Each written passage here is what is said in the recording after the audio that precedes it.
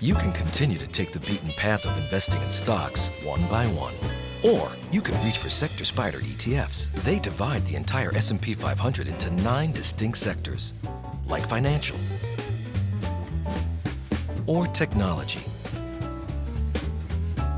Simply choose the sectors that best match your investment goals.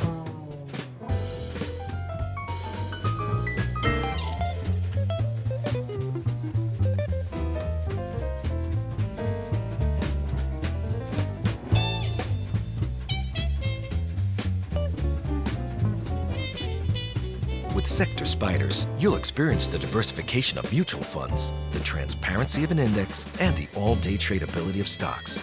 Ready to harness the power of a stock alternative? Before investing, consider the fund's investment objectives, risks, charges, and expenses. Go to sectorspiders.com for prospectus containing this information. Read it carefully. Visit us at sectorspiders.com.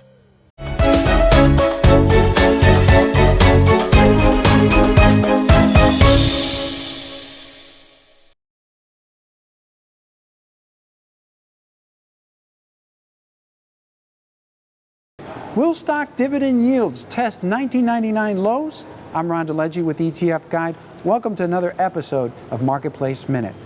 So the past couple of years have been really difficult for income and dividend-oriented investors.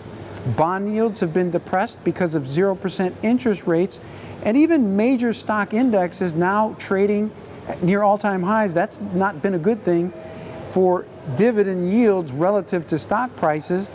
The number of S&P 500 companies paying a dividend touched a 17-year high last year.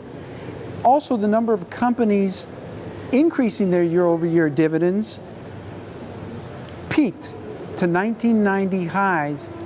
So the question now becomes, if the percentage of S&P companies are increasing their dividends, what's the problem, Ron?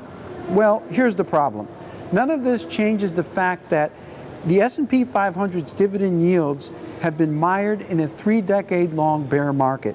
After peaking at around 5.5% in 1981, dividend yields bottomed at about 1.14% in 1999 and are on pace at this particular moment to challenge 1999 lows. So put another way, today's S&P 500 yield, its dividend yield, is 67% lower compared to the 1980s. This is a disaster for income-oriented investors. So to combat today's extreme conditions and the depressed yield environment, it's up to the income investor to employ proven strategies outside the realm of traditional income strategies like dividend yields from stocks along with bonds.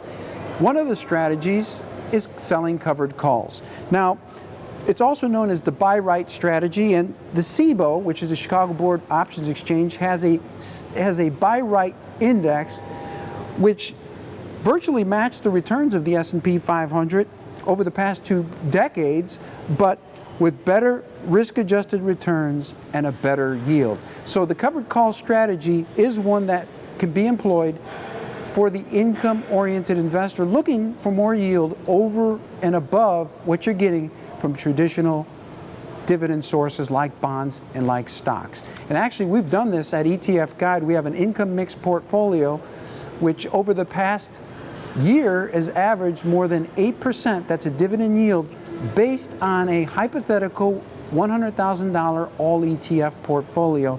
So the covered call strategy works. It's something that can be done on a monthly basis. If you don't want to do that, you can also focus on products that follow the CBOE S&P 500 Buy Right Index. And that does it for another episode of Marketplace Minute. I'm DeLegge with ETFguide. Thanks for watching.